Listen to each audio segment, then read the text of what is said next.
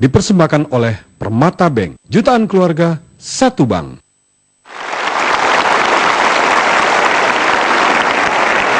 Apa komentar Anda ketika mendengar ada anak muda baru lulus jadi sarjana, kemudian memilih menjadi petani? Tentu komentar kita macam-macam. Di zaman seperti sekarang, ada anak muda atau tamat kuliah, kemudian jadi sarjana, tetapi kembali ke desa menjadi petani. Daripada kita tidak bisa memecahkan masalah ini dan tetap penasaran, ada baiknya kita panggil Adi Pramudia.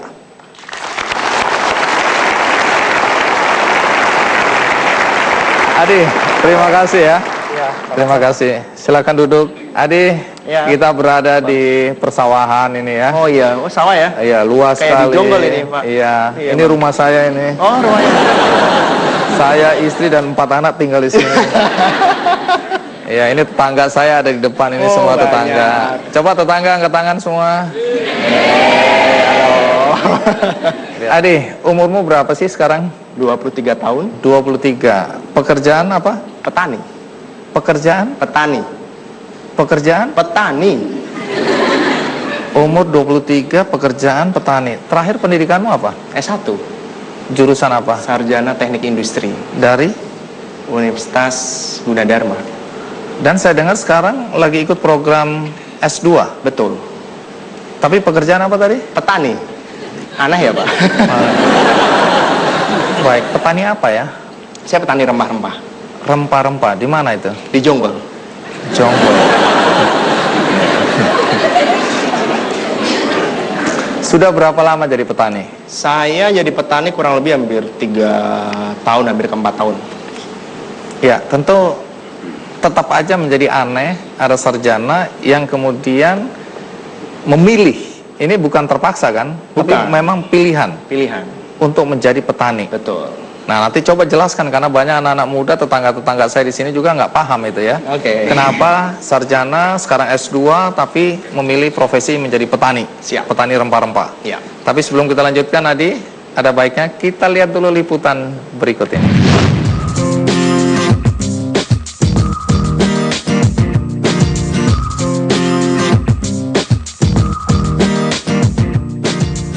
Indonesia dikenal sebagai negara agraris dengan sumber kekayaan alam yang berlimpah.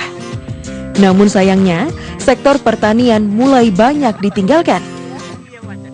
Menjadi petani dan menggarap lahan pertanian bukan menjadi profesi yang diidamkan, meskipun potensi berkembangnya sangat besar ke depannya.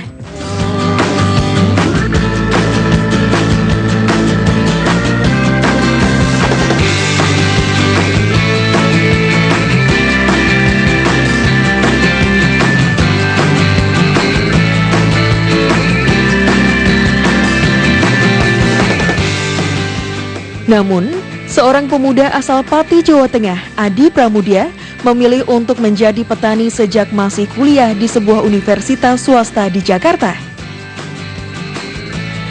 Adi melakukan budidaya pertanian di Desa Sukadamai, Kecamatan Sukamakmur, Jonggol, Jawa Barat. Menurutnya, lahan di daerah ini masih sangat luas dan tidak banyak yang memanfaatkannya menjadi lahan pertanian.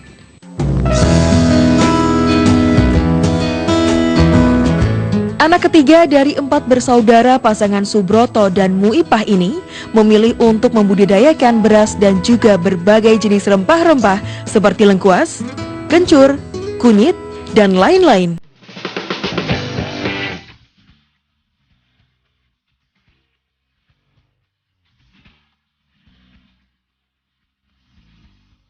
Dalam menggarap lahan pertaniannya, Adi melibatkan masyarakat sekitar yang tidak memiliki pekerjaan, agar mereka memiliki penghasilan tetap. Perubahan buat di sini ya, terutama buat kami dah orang-orang kecil gitu, warga setempat di sini yang nggak sekolah seperti saya, yang lainnya juga bisa kami mencari nafkah, bisa mengais rezeki dari perusahaannya Mas Adi ini gitu Mbak. Dari sekarang jadi kelihatan lah dari logikanya pun untuk kehidupan saya sekarang udah alhamdulillah gitu. Berkat adanya perusahaannya Mas Adi dengan ketulusan hatinya dia membuka lapangan pekerjaan dengan cara pertanian di sini, Mbak. Buat Mas Adi ke depan, ya mudah-mudahan Mas Adi terus dan terus, dia itu semangatnya tidak akan patah gitu. Jadi pengusaha yang sukses di bidang rimpang ini.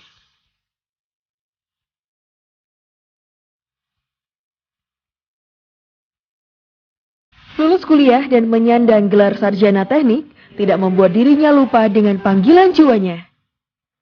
Adi masih terjun langsung menjadi petani dan terus mengembangkan bisnisnya di bidang pertanian.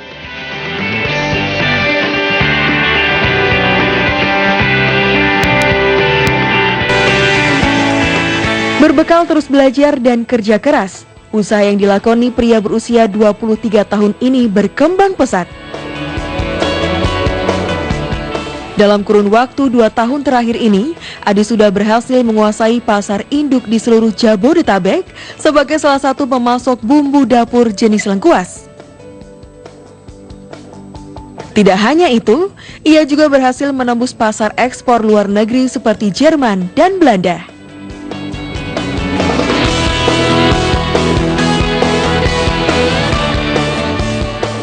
Kedepannya, Adi berencana mengembangkan bisnisnya di sektor agrowisata dengan membuat tempat wisata yang berisi aneka rempah-rempah serta mengekspor rempah-rempahnya ke seluruh dunia.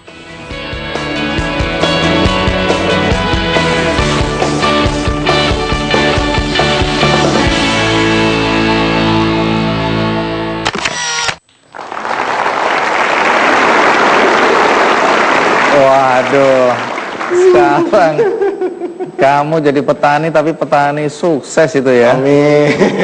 Pantas bahagia sekali. Bahagia Saya makanya. pikir petani itu kelihatannya harus susah gitu ya, harus menderita ya. Tapi ternyata tidak itu ya. Tapi sebelum jadi petani sukses seperti ini, katanya pernah jualan pisang coklat di gerobak gitu ya. Betul. Kenapa sampai jualan pisang coklat seperti itu? Karena waktu itu ya yang bisa saya lakukan itu, yang ada di benak saya itu. Kenapa? Karena waktu itu ya karena keterbatasan semuanya ya. Jadi modal terbatas, kemampuan terbatas. Saya masih baru datang dari Pati. Oh, dari kampung dari ke kampung mana itu? Ke Jakarta? Jakarta. Di Jakarta nggak ada pekerjaan, itu tamat SMA? Tamat SMA. Terus kemudian ngapain ke Jakarta waktu itu? Waktu itu saya kan pengen apa ya? Pengen kuliah. Jadi waktu itu kan saya sebenarnya pengen kuliah ke Bandung sebenarnya. Tapi karena ya ekonomi keluarga nggak inilah, jadi saya ke Jakarta karena di Jakarta ada kakak saya waktu itu. Oh, ekonomi keluarga. Emang orang tua pekerjaannya apa? Pedagang. Pedagang apa? Pedagang sembako. Oke. Terus orang tua nggak mampu membiayai waktu itu untuk melanjutkan kuliah? Jadi sebenarnya waktu itu kalau tidak ada musibah sih sebenarnya bisa. Musibah? Ya. Musibah apa?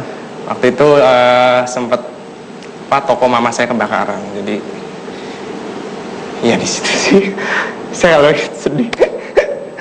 Apa yang terjadi hari itu? Saya susah cerita. Jadi ada kebakaran besar ya? Oke, jadi gara-gara kebakaran orang tua tidak mampu menyekolahkan Adi lebih tinggi dari sekedar SMA. Jadi kamu harus berjuang sendiri hari itu. Iya. Saya harus kuat. Walaupun harus jualan pisang coklat di gerobak. Di gerobak. Sukses atau gagal? Bangkrut. Iya ya. Kenapa bisa bangkrut ya? Jadi waktu itu kan saya sebenarnya udah punya beberapa cabang juga. Jadi waktu itu karena SDM kembali lagi. Oh. Jadi SDM saya nggak tahu kenapa setelah Lebaran pamitnya pulang kampung. Tapi saya tunggu-tunggu nggak balik-balik, ya udah. Ini karyawan yang jualan itu Ya. di gerobak nggak balik lagi. Karena waktu itu kan saya juga sambil kuliah. Jadi waktu itu saya bisa megang karena saya belum kuliah. Karena saya udah jalan kuliah, jadinya saya nggak ngatur waktunya agak susah. Jadi saya Cari nggak orang lain, Iya. tapi orang itu nggak kembali. nggak kembali. Terus setelah jualan itu katanya gerobaknya nganggur, terpikir untuk jualan jus buah. Ya jus buah. Ah, menarik ini, sukses. Bangkrut juga. Aduh, kenapa bangkrut lagi? Waktu itu berhubungan sama Satpol PP sih sebenarnya. Kenapa? Ya. Oh, jadi kena kan- garuk ini. Iya, boleh dikatakan seperti itu. Karena waktu itu saya kan Oh. jualan di pinggir jalan. digaruk sama Satpol PP. Iya, digaruk sama Satpol PP. Setelah digaruk itu terus jualan apa? Karena digaruk terus modalnya juga udah tipis gitu kan. Jadi saya mulai ya kita nyari modal lagi gitu kan. Waktu itu kan saya modalnya juga minjem kakak saya.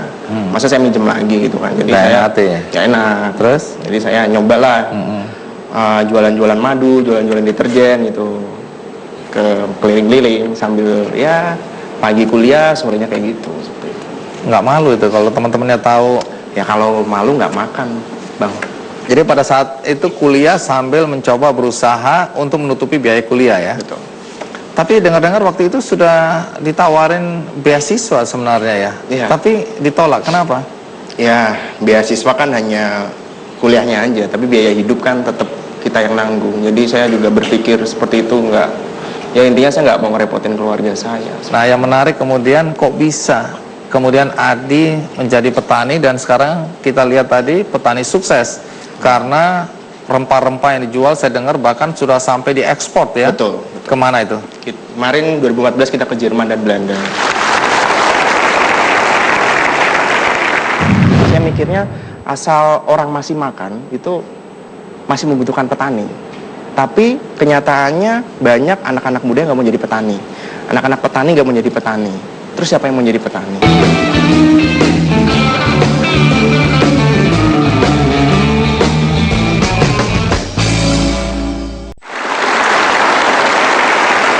Adi, menarik ya mengikuti perjalanan hidupmu dari jualan pisang coklat tadi di gerobak, kemudian bisa menjadi petani. Nah, kapan persisnya Adi berpikir untuk menjadi petani?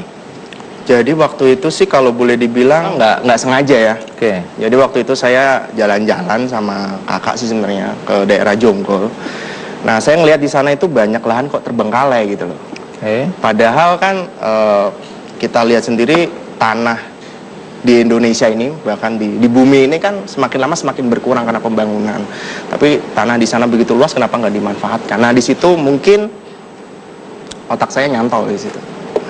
Untuk mulai mulai bertani gitu, karena saya mikirnya asal orang masih makan itu masih membutuhkan petani. Tapi kenyataannya banyak anak-anak muda yang nggak mau jadi petani, anak-anak petani nggak mau jadi petani. Terus siapa yang mau jadi petani? Lalu langkah apa yang kamu lakukan? Saya belajar. Belajar apa? Belajar langsung sama petani ya waktu itu. Jadi saya waktu datang ke sana nyari-nyari informasi, akhirnya ya saya langsung nggak tahu, dari situ saya langsung jatuh cinta sama pertanian. Padahal waktu itu saya nggak punya impian jadi petani sebenarnya. Seperti gara-gara lihat lahan luas yang tidak dimanfaatkan secara optimal, kemudian terpikirkan untuk bercocok tanam. Jadi apa yang waktu itu ditanam pertama kali? Singkong. Kenapa singkong? Karena nanamnya mudah. Panen pertama sukses atau? Panen pertama boleh dibilang lumayan. Dari singkong berkembang? Dari singkong saya berpikir saya kalau di singkong terus nggak bisa berkembang karena untuk 1 hektar kita nggak bisa menggenjot di omset. Jadi saya memilih komoditi yang kelihatannya gampang ditanam tapi harganya mahal. Apa? Lengkuas. Lengkuas Itu. Oh ini lengkuas ya. Boleh saya lihat ini? Boleh silahkan. Itu saya baru, belum pernah lihat lengkuas. Itu baru dari dalam tanah dicongkel dibersihin. Jadinya di situ. Oh sebesar ini? Iya. Jadi kita nanam 1 aja tapi jadinya segitu. 1 jadinya segini? Iya. Kalau gitu kita tanam di studio nih ya. Besok kita tumbuh banyak sekali tuh, kita panen besok. Ini lengkuas. Apa menariknya lengkuas ini? Lengkuas boleh dibilang kalau dilihat secara gini nggak kayak sampah ya kalau kita boleh bilang. Tapi sebenarnya kalau kita lihat kegunaannya itu banyak. Apa aja itu? Contohnya aja gini, dari seluruh penduduk Jakarta yang misalkan 1 hari itu bikin sayur asem kan banyak. Sayur asem. Nah itu bumbunya salah satunya ini. Salah satu jadi ini penting ini ya buat. Sangat penting, kalau sayur asem gak ada lengkuas ya enak. Oke. Tapi sayur asem harusnya kalau nggak ada asem baru itu bukan namanya sayur asem. Iya. Oke, ini lengkap. Iya. Terus kemudian berkembang apa lagi yang sekarang kita kencur, kemudian lengkuas, jahe, kunyit. Itu dipasarkan kemana itu? Kita pasar induk se-Jabodetabek kita udah masukin. Walaupun saya dengar nggak mudah ya, karena Anda setiap hari datang ke pasar induk untuk mendapat informasi kebutuhan masyarakat saat ini apa, dan Anda melihat bahwa ini ada rempah-rempah adalah kebutuhan yang cukup tinggi ya. Iya, karena kita bisa melihat dari sejarah kan juga kita dijajah 350 tahun karena penjajah nyari Rempah-rempah. Sekarang berapa luas lahan yang digarap? Sampai hari ini kita hampir mengelola itu hampir 40 hektar. 40 hektar. Kemudian petani yang menggarap ini berapa banyak sekarang? Kalau total kalau di data saya sih hampir 100 ya. Hampir 100. Hampir 100. Iya. Dan kemudian kalau kita lihat dari perkembangan bisnis pertanian semacam ini, tadi sudah dijelaskan bahkan sampai ekspor. Ekspor. Bisa diulang kemana lagi tadi? Belanda dan Jerman. Belanda dan Jerman. Apa yang diekspor ke Belanda dan Jerman? Waktu itu jahe dan kencur. Jahe dan kencur. Ya. Kalau bagi waktu itu saya Senin sampai Jumat saya kuliah, Sabtu Minggu saya ke Jonggol. Oh. Langsung ke lapangan belajar di sana. Sama guru saya ada. Sama guru. Guru yang tadi ada di video ya. Itu ada di sini ada guru nggak? Itu. Coba guru yang angkat tangan dulu. Suhu. Iya, petani tempat Anda belajar ya. Ya. Namanya siapa? Pak Aman. Pak Aman, boleh berdiri Pak Aman. Baik, terima kasih. Ya, Anda sering mengatakan bahwa Anda belajar bukan dari buku, tapi dari ahlinya langsung. Ya. Pak Aman. Aman. Kalau dilihat dengan terus menekuni pendidikan sampai S2, apakah itu ada naga-naga Anda akan meninggalkan profesi sebagai petani atau Anda tetap melanjutkan? Oh profesi? tidak, saya akan tetap mengembangkan pertanian karena saya mencintai pertanian. Oke. Saya punya cita-cita saya membawa pertanian Indonesia ini bisa lebih maju daripada negara yang lain. Oke.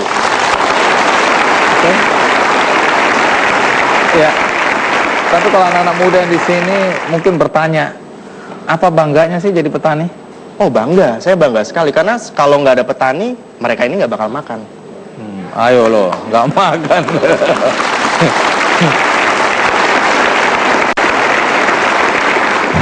Mungkin teman-teman makan nasi itu enak, gampang ya. Tapi untuk menghasilkan satu bulir beras itu membutuhkan waktu hampir 100 hari, bahkan lebih. Itu petani mengeluarkan biaya, mengeluarkan waktu, harus panas-panasan, hujan. Tapi kita dengan gampangnya beli, makan sedetik pun habis gitu loh.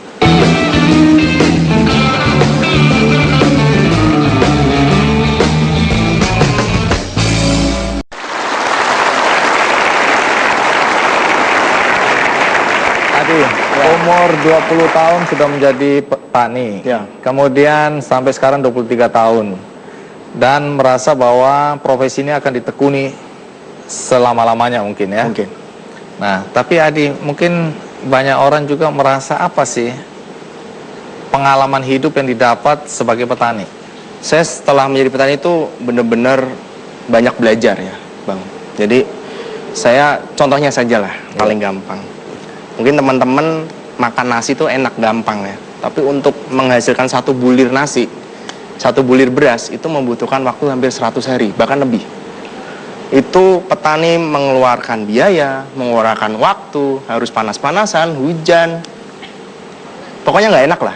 Tapi kita dengan gampangnya beli, makan sedetik pun habis gitu loh. Dari situ saya banyak belajar tentang kehidupan dari situ. Proses. Sementara kita di rumah tidak membayangkan bahwa apa yang tersaji di hadapan kita, di meja makan kita melalui satu proses. Dan di situ petani menjadi penting dalam proses itu ya. Jadi Anda belajar tentang proses kehidupan. Kalau kita lihat ya, di zaman modern tadi Adi bilang bahwa Adi bangga menjadi petani. Tapi tantangan terbesar yang Adi hadapi ketika memulai ya profesi sebagai petani itu apa? Banyak tantangannya, sangat banyak. Apalagi di Indonesia, petani dia ibaratkan sebagai orang miskin, orang terbelakang. Dan di sisi lain, karena persepsi seperti itu, banyak petani yang emang nggak kurang pendidikannya. Terus pemerintah juga kalau bilang kurang perhatiannya. Jadi mereka cuma membantu tapi tidak memberikan solusi. Itu. Contohnya misalkan dari harga. Harga di Indonesia itu naik turun nggak jelas. Contohnya cabai. Cabai bisa harga 100.000, padahal di petani mereka ngambilnya nggak sampai segitu. Jadi ada permainan tenggulak-tenggulak ini. Harusnya ada harga standar nasional, kemudian harga ada kepastian pasar bagi petani itu yang penting sebenarnya, Bang. Kalau harga tidak dipermainkan oleh tengkulak ya. Iya. Baik, ini persoalan klasik tapi masih saja terjadi sampai hari ini ya. sampai hari ini. Petani tidak diuntungkan oleh harga yang melambung tinggi karena yang dapat keuntungan adalah memang rentenya ini adalah tengkulak ya. Itu yang menjadi tantangan Anda sampai saat ini. Tapi dalam perkembangan kemudian Adi dan teman-teman ingin membangun bisnis agrowisata ya. Betul. Di mana itu nantinya? Di Jonggol juga. Di Jonggol. Iya. Jadi agrowisata ini apa? Bentuknya apa ini? Jadi kita akan selain agrowisata kita akan memberikan edukasi kepada anak-anak muda itu khususnya. Jadi kita ingin menumbuhkan jiwa bertani kepada anak-anak muda karena kan kita nggak bisa pungkiri anak muda ini masa depan bangsa ini. Jadi kita ingin memberikan ilmu tentang pertanian tapi dengan cara fun seperti itu. Sambil rekreasi sambil diedukasi. Belajar ya. Oke, menarik ya. Adi juga mendirikan rumah menanam Indonesia, itu komunitas. Rumah menanam Indonesia komunitas. Ya. Ini untuk apa nih? Gerakan apa nih? Komunitas jadi gini, di Jakarta itu kan lahan terbatas. Oke. Jadi bagaimana mengatasi problem itu ya kita menanam dari rumah ke rumah. Jadi kalau misalkan satu komplek ini nanam cabai semua, nggak ada cabai harga 100.000 Bang. Karena dia nanam sendiri, tumbuh, kita ambil sendiri seperti itu. Oke. Kembali ke orang tua nih. Ya. Orang tua kan menyekolahkan Adi SMA dan kemudian dengar Adi kuliah. Harapan dia kan tentu anaknya ini kerjanya keren di kantor keren di Sudirman misalnya Jakarta. Tapi tiba-tiba jadi petani. Orang tua nggak keberatan anaknya jadi petani? Awalnya mama sama bapak saya sangat keberatan. Kenapa? Apa kata mereka? Ya itu tadi, karena jadi petani nggak ada masa depannya gitu loh. Oke. Jadi ya pengennya harus, kalau orang kampung bilang kan harus punya gaji tetap lah sebulannya gitu. Kalau bahasa Jawanya tinggal nyoret gitu kan. Gitu. Jadi pengennya orang tua saya seperti itu. Tapi ya emang orang tua saya seperti itu kan pengen yang terbaik buat anaknya. Tapi saya punya keyakinan sendiri bahwa profesi yang saya tekunin sekarang itu bisa membuat mereka bangga seperti itu. Jadi orang tua keberatan dulu ya? Iya, sangat keberatan. Tapi sekarang? Sekarang ya udah cukup segitu aja. Kita panggilkan langsung orang tuanya, langsung dari Pati. Iya. Kok nggak bilang sih? Bu, apa kabar Bu? Iya, matur nuwun nggih. Iya, terima kasih sudah mau datang. Iya. Iya. Silakan duduk, Bu. Ibu bapak ya waktu itu tokonya kebakaran. Terus apa yang terjadi? Habis semua. Habis semua. Padahal katanya waktu itu baru kulakan ya. Iya. Ya baru kulaan ya. Jadi modalnya 350 juta. 350 juta amblas begitu aja. Waktu itu masih kuliahnya kakaknya ini di STT. Oke. Jadi besoknya itu wisuda, malamnya kebakaran. Waduh, terus habis itu? Habis semua. Kalau dulu ibu katanya keberatan Adi jadi petani. Iya. Dalam bayangannya petani itu seperti apa sih? Ya petani itu kan berat gitu Pak, panas, terus ya mungkin ya rekoso gampangannya Jawa. Sengsara lah. Nah, iya. terus ketika Adi minta izin, apa yang ibu atau bapak katakan ke Adi waktu itu minta izin jadi petani? Dia merintis di Jakarta, jualan gorengan, jualan jus. Nah itu gimana perasaan orang tua itu? Ya, sadis sekali. Ya sudah habis Kasian. semua, habis-habisan semua itu pas nguliah ini. Udah habis toko habis, terus modal habis, habis-habisan semua itu. Ya puji Tuhan, Tuhan memberi berkat lagi, memberi rezeki lagi, merintis. Bisa bangkit lagi. Iya. Cuma berapa uang 250.000 buat bekerja lagi saya di pasar. Bisa. Bisa. Ya, sekarang udah punya toko lagi? Iya, di rumah. Di rumah. Di rumah, buka di rumah. Baik. Kalau dulu keberatan Adi jadi petani, kalau sekarang? Sekarang ya bersyukur pada Tuhan Yang Maha Esa, Adi telah diberi kesuksesan petani. Bangga nggak anaknya jadi petani? Ya bangga Pak.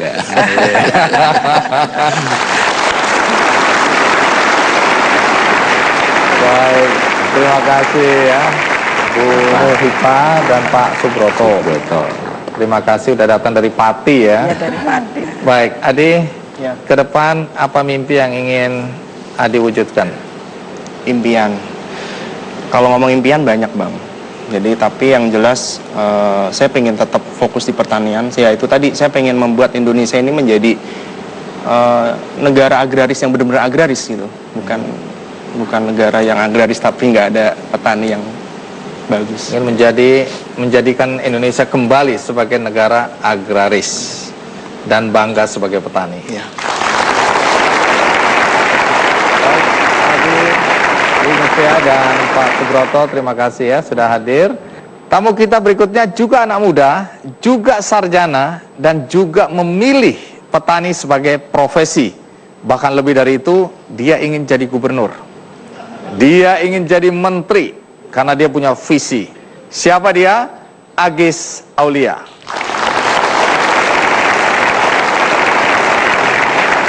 Agis, terima kasih. Agis datang dari mana ini? Dari Serang, Serang, Banten. Serang Banten. Pekerjaan? Pekerjaan petani dan peternak Petani dan peternak. Di manakah itu? di Desa Sambilawang, Waringin Kurung, Serang, Banten. Agis juga sarjana, betul? Yes, betul. Sarjana apa? Sarjana Pembangunan Sosial dan Kesejahteraan, Fakultas Ilmu Sosial dan Politik, Universitas Gadjah Mada, Yogyakarta.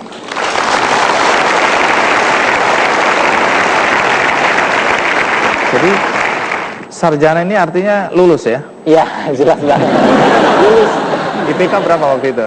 IPK alhamdulillah cum laude 3,75. Wah. Iya, sulit dipercaya ada anak muda lulus cum laude, ya, sarjana, tapi memilih menjadi petani dan peternak. Yes. Jangan kemana-mana, pastikan Anda terus mengikuti Kick Andy.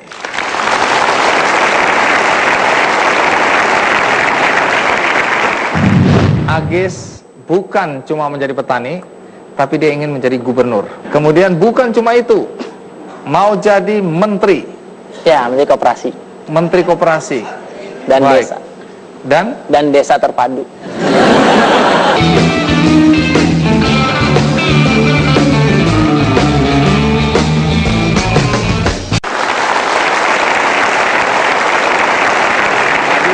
lulus cum laude, tapi memilih jadi petani dan peternak. Bagaimana ceritanya kok akhirnya memilih profesi itu? Karena saya dari dulu memang sudah sering ke desa waktu itu karena sesuai dengan mata kuliah atau di kuliah saya. Jadi sering melihat kok petani kebanyakan miskin, padahal banyak berita bahwa negara agraris dan segala macam, banyak dana untuk pengembangan pertanian segala macam.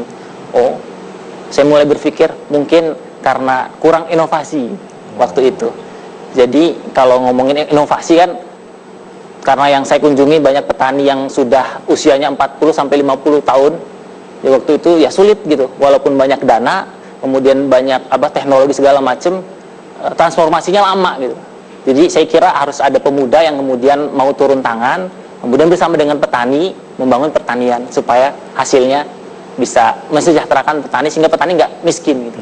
Dan pemuda itu adalah Agis. Insya Allah, amin. Ya. Bagi Anda yang penasaran, sebelum kita lanjutkan, mari kita simak dulu tayangan berikut ini.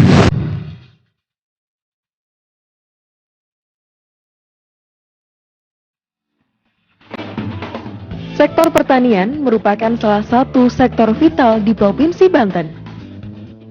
Banyak masyarakat sekitar menggantungkan mata pencaharian di sektor pertanian ini. Namun, pemanfaatannya saat ini dirasa masih kurang optimal.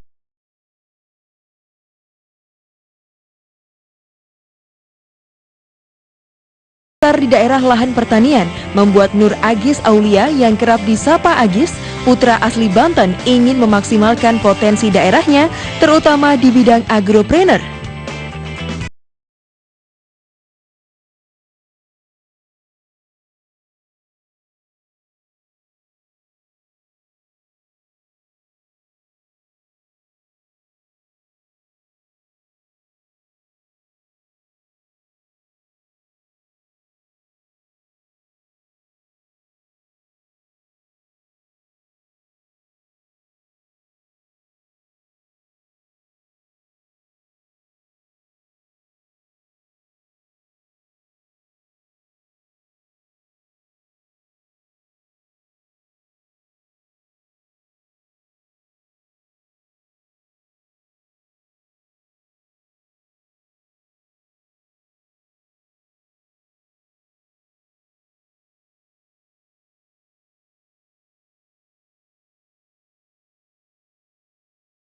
secara maksimal hasil dari perkebunannya itu.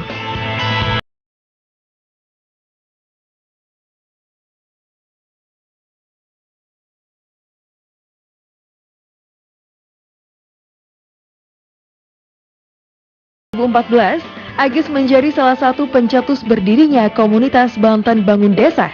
Komunitas ini memiliki tujuan untuk memajukan taraf hidup masyarakat Banten melalui sektor agropreneur.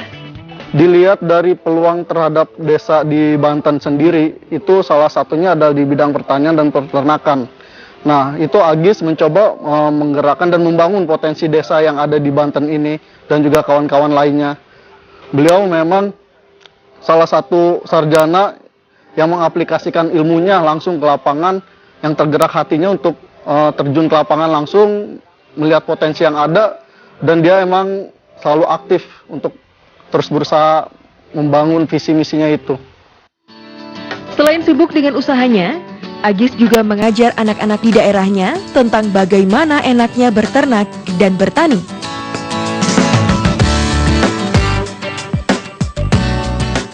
Agis berharap apa yang dirintisnya saat ini dapat memberi dampak bagi lingkungan sekitar serta mengoptimalkan potensi serta peluang yang ada di desanya ke depannya.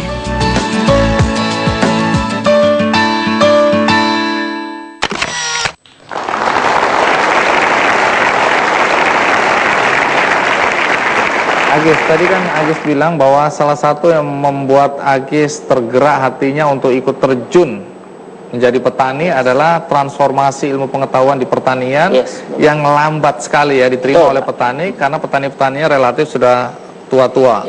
Jadi harus ada anak muda yang melakukan pembaruan. Pembaruan apa yang Agis lakukan? Jadi banyak petani-petani dan peternak yang kemudian saya jumpai di desa-desa terkendala terkait sulit pupuk, kemudian juga mahal. Selain itu juga teknik-teknik untuk pemanenan agar supaya awet lama dan lain-lain juga masih terkendala, bingung, sehingga kemudian pas panen hasilnya cepat busuk sehingga harganya segala macam. Nah, ketika saya mulai bertani dan berternak, ya awalnya kebanyakan dari para petani yang sudah usianya sudah jauh di atas saya, mau apa sih gitu Pak? Ya anak muda ini ngapain kok tahu banget segala macam. Nah, cuman setelah kemudian saya hadir dengan tadi coba untuk merintis perkebunan sayur, sudah mulai melihat kok ini bisa produktifnya cukup luar biasa gitu kan. Kemudian mulai bertanya pupuknya dari mana segala macam.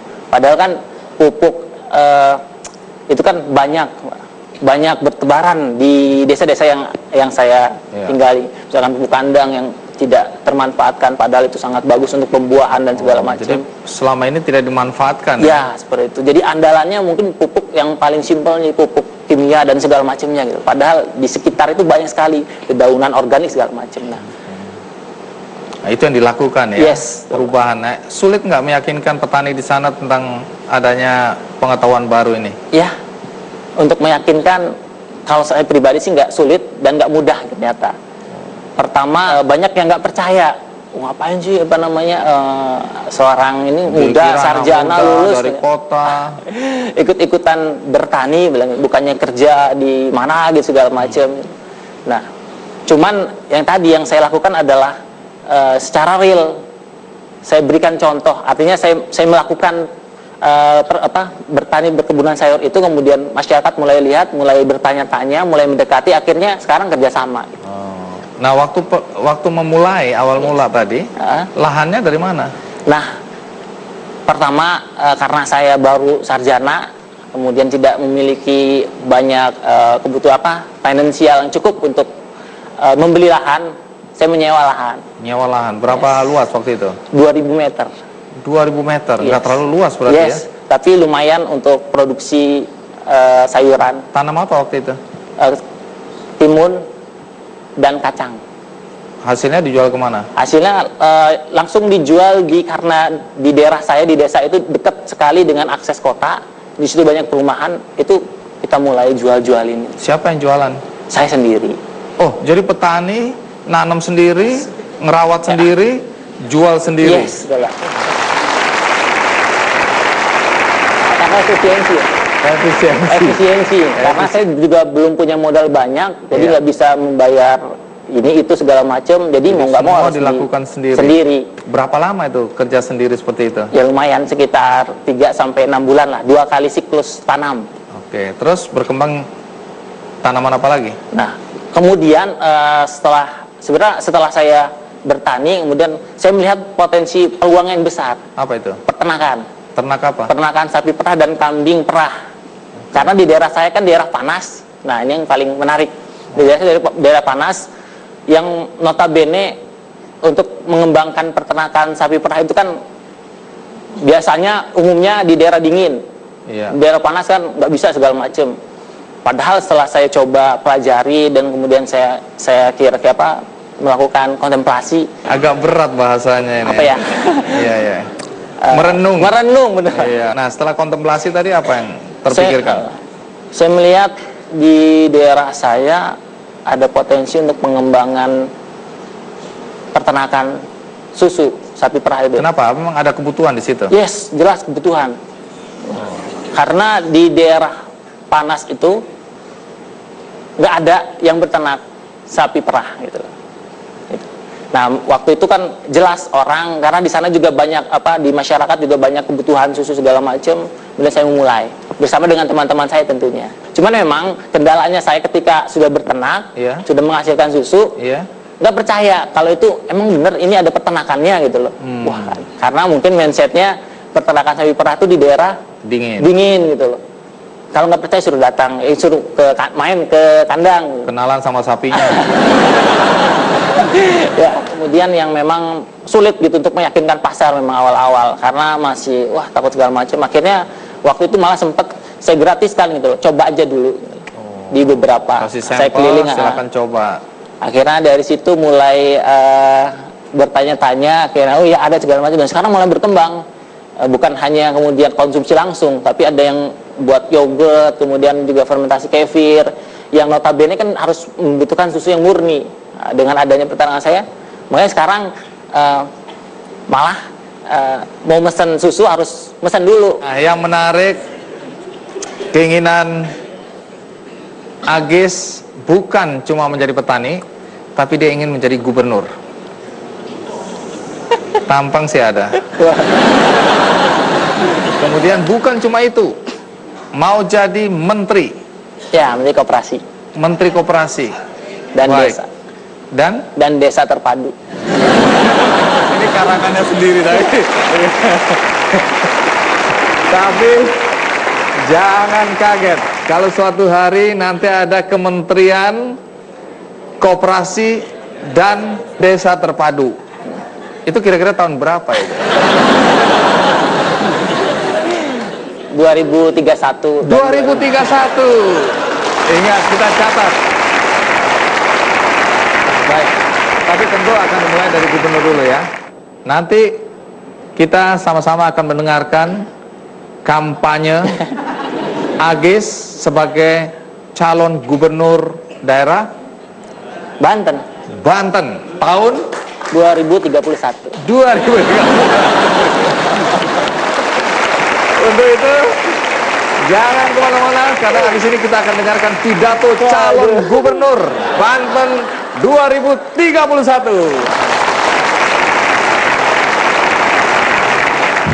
Pilihan Agis untuk menjadi petani itu diambil dengan kesadaran itu ya? Sangat sadar banget itu.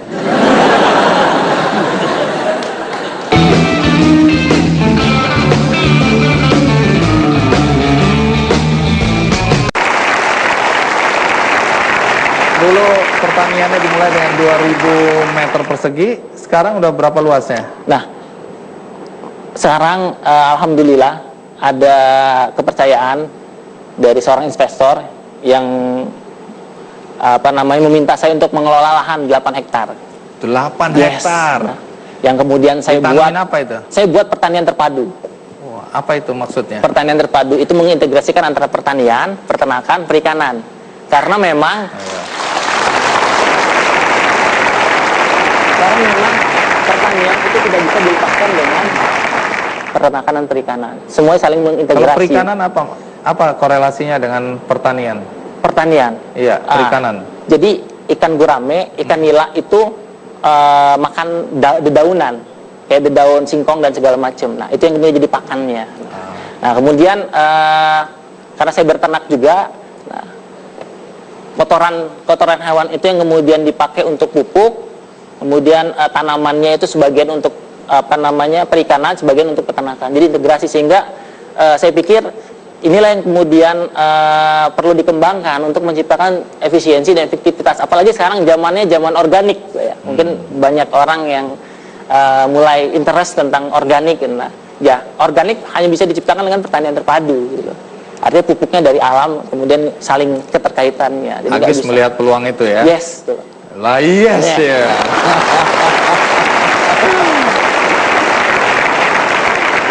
Ya, tadi dengan 2000 meter persegi itu sewa ya? Yes, sewa. Modalnya dari mana? Modalnya sebagian dari saya, sebagian dari patungan. Berapa sih modalnya waktu itu? Waktu itu kita nyewa 2000 meter itu 12 juta, 5 tahun saya sewa. 5 tahun? 5 tahun. Iya, berani itu ya? Ya, berani. Yakin bahwa 5 tahun lagi akan terus berkembang ya? Nah, saya melakukan hitung-hitungan, cash flow lah kalau bahasa ininya. Nah, iya. Harus kas. Nah, mungkin ini, ya. Jadi memang di masyarakat itu, khususnya petani dan peternak itu, tidak terfikirkan tentang cash flow. Padahal cash flow dan pembukuan dan segala macam kunci bagaimana mengembangkan pertaniannya, gitu loh. Apa kemudian akan diperbesar, apa kemudian akan diinovasikan, didiversifikasikan segala macamnya. Kan selama ini orang bertani, ya udah, mau panen selesai jual segala macam. Begitu terus ya. Nah, itu siklusnya berputar-putar di situ ya. Pantesan ada laptop tadi ya, di sawah pakai laptop, sama seperti Adi tadi juga pakai laptop. Oh, kalau petani sekarang tuh pakai laptop ya? Yes. Ini menarik. Pilihan Agis untuk menjadi petani itu diambil dengan kesadaran itu ya? Sangat sadar banget itu. Kan sebab yang saya dengar, Agis ini sudah ditawarin untuk masuk menjadi karyawan salah satu BUMN. Betul. Tapi menolak. Ya, menolak. Semua anak muda kepingin sekali kerja di BUMN, Badan Usaha Milik Negara. Mungkin orang tua berharapnya pengennya langsung aja gitu loh. Karena kuliah sudah jauh-jauh kan ke Jogja, kemudian juga mahal, ngelihat prestasinya bagus, banyak segala macam, kok maunya jadi petani gitu. Ya sudah. Kecewa orang tua. Kurang tahu gitu. Tapi dilihat dari ini sih ya, awal-awal memang karena masih ini kecewa mungkin. Kecewa. Karena atau kita tanya langsung orang tua mana di sini? Waktu dengar bahwa Agis tidak mau jadi karyawan BUMN, lebih memilih petani, bagaimana Pak Juwandi? Saya selaku orang tua, ya lihat keadaan, minimal ya untuk berjuang. Kita semenjak kecil hidup saya, namanya hidup kita harus berjuang. Pas kok ada peluang yang enak, namanya orang tua nggak mau diambil, gitu Pak. Kalau Bapak kerjanya apa? Ya kalau saya PNS Pak, ngehonor 17 tahun. Ya Pak, alhamdulillah saya syukur kepada Allah Subhanahu wa taala, pas Agis kuliah dapat setengah tahun, alhamdulillah diangkat CPNS Pak. Wow. Disitulah saya bersyukur kepada Allah ya, bahwa cita-cita orang tua itu terlaksana untuk anak satu ini. Itu kan harapan Bapak sama Ibu pasti tinggi sekali, anaknya sudah UGM, cum laude, dapat tawaran di BUMN, kemudian ditolak. Waktu itu gimana perasaan Bapak Ibu? Marah. Marah. Ucek-ucek kayaknya. Ibu yang paling marah ya? Paling protes keras. Oh, terus Ibu marah?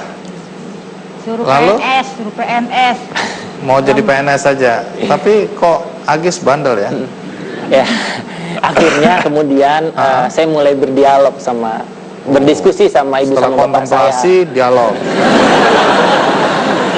Jadi waktu itu ya sudah, saya meminta 2 tahun. Jadi setelah saya lulus, saya meminta 2 tahun untuk saya mengaktualisasikan ilmunya gitu. Ilmunya sebagai jadi petani dan coba menggerak desa gitu kan. Akhirnya ya mungkin waktu itu sedikit terpaksa, ya sudah coba aja. Kemudian ya alhamdulillah sih sebelum 2 tahun sudah kayaknya nggak protes lagi gitu. Nggak protes lagi. Jadi Bapak Ibu sekarang sudah ikhlas anaknya jadi petani? Ikhlas, Pak.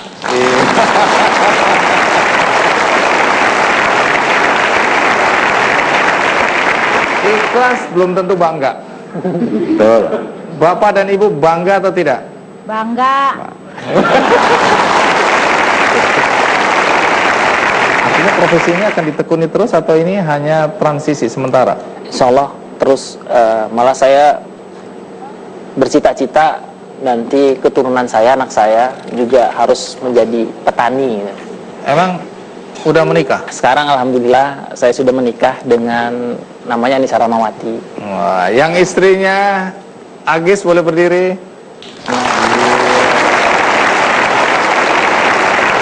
Terima kasih. Udah punya anak? Alhamdulillah sudah. Dan anak ini diharapkan jadi petani juga? Ya, minimal dia bisa meresapi filosofi seorang petani lah. Nanti terserah jadi apapun itu. Agis, tadi ada statement dari ketua komunitas Banten Bangun Desa. Ini komunitas apa ini? Jadi komunitas Banten Bangun Desa ini saya dan beberapa teman-teman kemudian kita gagas, kemudian kita buat. Sebenarnya saya ingin kemudian di Banten itu untuk mengoptimalkan potensi pertanian, peternakan, perikanan yang begitu luar biasa, itu tidak digarap satu orang gitu, tapi tidak keroyokan gitu. Keroyokan maksudnya banyak orang-orang selain saya dan segala macam, kemudian bareng-bareng untuk bangun desa di sana. Jadi ini cara keroyokan, gotong royong sebenarnya ya. Kalau orang-orang seperti saya misalnya ingin jadi investor, ingin ikutan di situ boleh nggak? Bisa. Bisa. Jadi di komunitas Banten Bangun Desa ini tujuannya, outputnya adalah potensi desa itu teroptimalkan. Dengan apa? Dengan siapa? Dengan siapa aja gitu.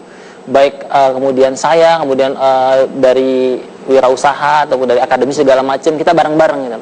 Boleh, misalkan, ya, terbuka boleh, ya. Terbuka investor, kemudian dia sebagai pegawai swasta, dia sebagai PNS pun, birokrasi. Karena semua di anggota komunitas Bangun Desa, anggotanya juga macam-macam. Dari ada yang dia PNS, kemudian juga ada peneliti, dosen, kemudian seperti saya petani, peternak juga. Tujuan utamanya? Tujuan sama-sama kita bangun desa. Tiba saatnya soal cita-cita jadi gubernur. Kenapa terpikirkan ingin jadi gubernur? Sebenarnya terkait tentang posisi strategis aja Pak. Jadi ketika jadi gubernur itu sebenarnya banyak hal yang bisa dilakukan gitu loh, untuk mempercepat perubahan di Banten gitu loh.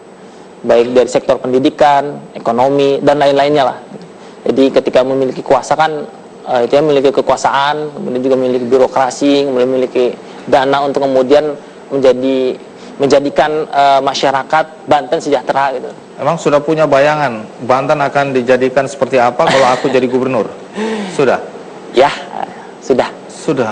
Waduh. Emang ini mau jadi gubernur tahun berapa sih? 2031. Kenapa harus 2031? Jadi saya menyusun life plan yang kemudian saya rangkai. Wah, umur sekian saya jadi apa, umur sekian dan sampai ketemu nanti di 2031 itu saya menjadi seorang gubernur. Jadi ini sebenarnya. Iya, jadi merencanakan hidup boleh dong ya. Dan itu sudah tahapan-tahapannya sudah dijalankan itu ya untuk mencapai posisi gubernur tadi. Iya.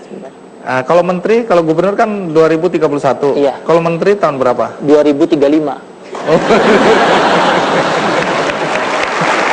Ya.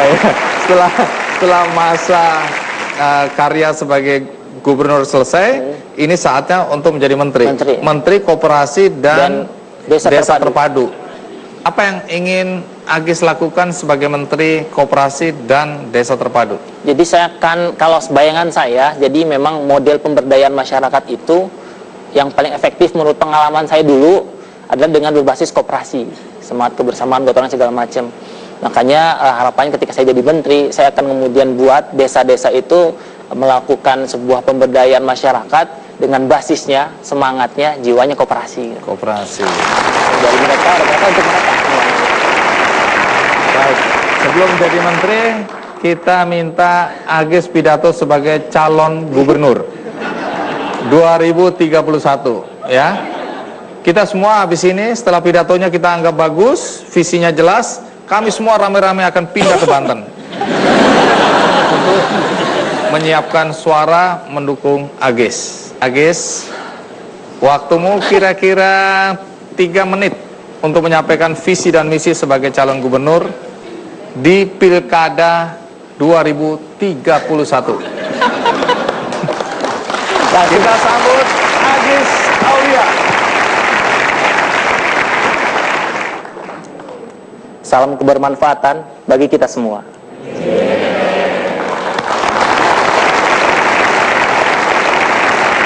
Visi saya ketika saya terpilih menjadi seorang gubernur, menciptakan Banten maju sejahtera untuk semua.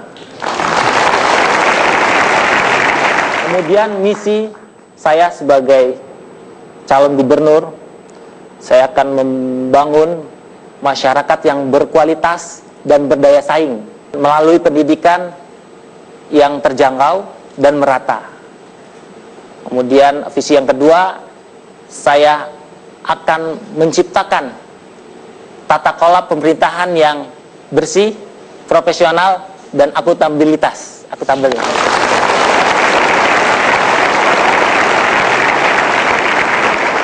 Misi yang ketiga, saya akan menciptakan perekonomian yang kokoh dan berkeadilan, di mana sektor perdesaan akan saya kembangkan secara optimal sehingga bisa menopang terciptanya kesejahteraan di Banten. Dan misi yang terakhir, saya akan menciptakan sebuah masyarakat yang aman, tentram, damai, dan semua orang-orang Banten bisa tersenyum. Hidup Agis. Terima kasih. Hidup Agis. Iya, terima kasih Pak Gubernur. Sudah hadir di acara Kikendi, ya. Baik, Agis, walaupun kesannya bercanda, tapi itu sebenarnya keinginan Agis untuk mensejahterakan masyarakat Banten, ya, melalui visi misi tadi, ya. Ya, kita doakan semoga apa yang dicita-citakan Agis bukan cuma jabatannya, tapi keinginan mensejahterakan masyarakat di kampungnya, di desanya, di provinsinya itu menjadi kenyataan. Ya, terima kasih Agis. Sampai ketemu lagi. Ya, semoga sukses selalu, ya.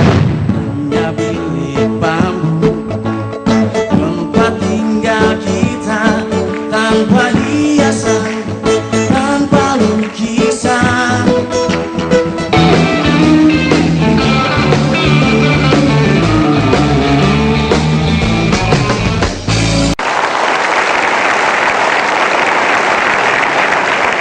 Tiba saatnya Kick Andy Show menampilkan atraksi-atraksi unik dan tentu saja menarik.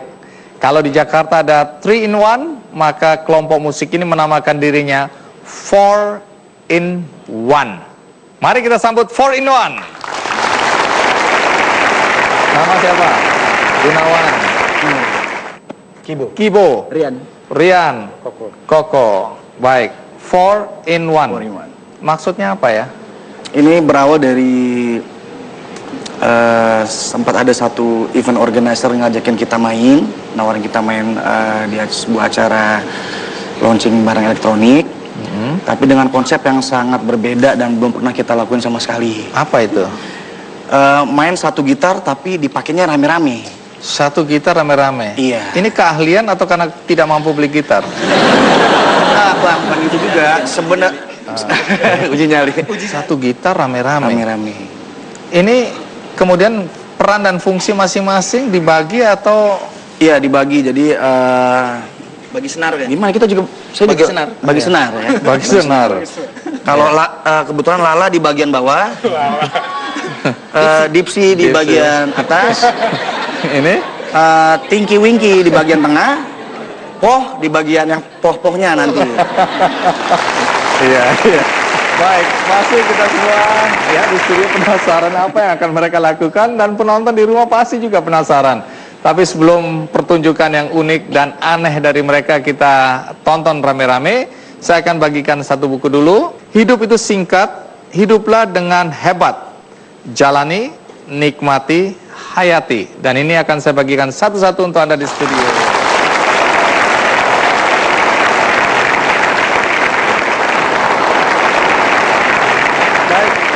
Anda di rumah, Anda juga bisa mendapatkan buku ini melalui undian di website kickandy.com. Akhir kata, profesi apapun juga selama dihayati, selama dijalani dan untuk tujuan yang baik, itu akan membuat kita bangga pada profesi kita.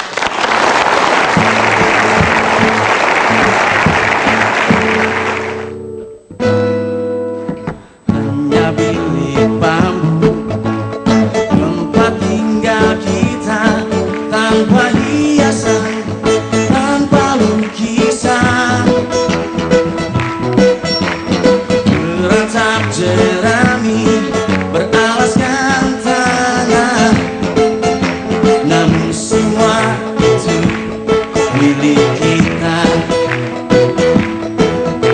Memang semua ini milik kita. Haruskah kita berangkat ke kota yang penuh dengan tanya? Oh, lebih baik di sini. Rumah kita sendiri, segala nikmat dan anugerah yang kuasa, semuanya ada di sini.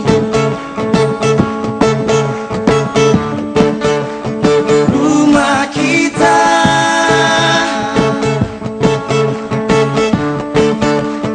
rumah kita di dadaku, Garuda kebanggaanku. Ku yakin hari ini pasti menang. Kobarkan semangatmu, tentukan keinginanmu. Ku yakin hari ini pasti menang. La la la, la la la la, semuanya. La la la la, la la la la. Haruskah kita berangkat